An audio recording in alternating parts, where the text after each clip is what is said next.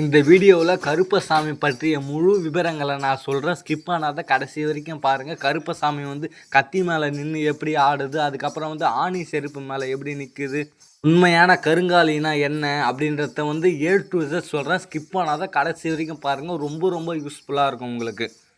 முதல் விஷயம், கருப்பசாமி அப்படின்னு எடுத்துக்கினாலே வந்து ரொம்பவும் வந்து சக்தியுடைய சாமி, காவல் தெய்வம். அதுக்கப்புறம் வந்து மாந்திரிக பிரச்சனை, அதாவது வந்து பில்லி சூனியம் இந்த மாதிரி பிரச்சனைகளை வந்து இந்த கருப்பசாமி வந்து முழுமையாக தீர்த்து வைக்கக்கூடிய ஒரு சக்தி வாய்ந்த ஒரு சாமின்னு வந்து இந்த கருப்பசாமி வந்து சொல்கிறாங்க.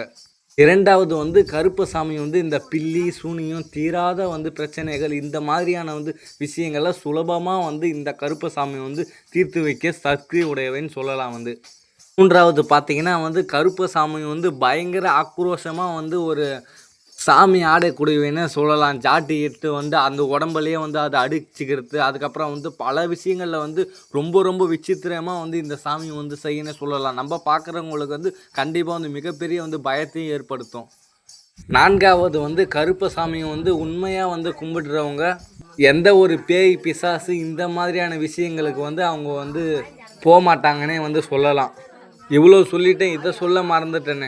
இது எங்கள் ஊரோட கருப்பசாமி. இந்த சாமி எங்கே இருக்குது அப்படின்னு பார்த்தீங்கன்னா வந்து செங்கல்பட்டு மாவட்டம் செய்யூர் உள்ள சாலையூர் என்ற ஒரு கிராமத்தில் தான் வந்து இந்த கருப்பசாமி கோவில் வந்து இருக்குது. இந்த சாமி வந்து மிக மிக சக்தி உடையவனே சொல்லலாம். நீங்களே பாருங்கள், கத்தி மேலே நின்று வந்து எல்லா குறியுமே சொல்லும், யார் யாருக்கு என்னென்ன பிரச்சனை இருக்குது அப்படின்னு வந்து முழுமையாக வந்து சொல்லக்கூடியவே. அதுவும் வந்து கத்தி மேலே நின்றுட்டு, கத்தி மேலே மட்டும் நிற்காது, ஆணி செருப்பு இந்த மாதிரியான வந்து விஷயங்களை வந்து இந்த சாமியை வந்து செய்யணுன்னே சொல்லலாம்.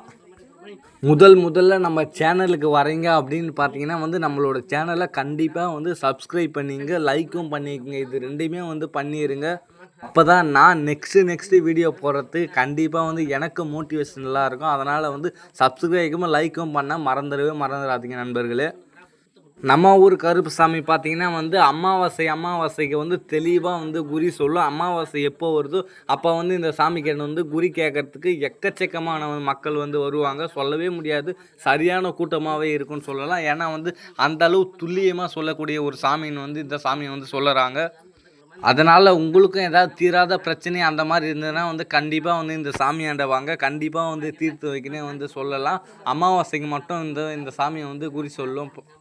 அதே மாதிரி இந்த ரூட்டில் வரீங்கன்னா டைமாக இருந்தால் இந்த சாமியை வந்து பார்த்துட்டு போங்கன்னே சொல்லலாம். இது வந்து காடு உள்ளதான் வந்து இந்த கோவில் வந்து அமைஞ்சிருக்கு.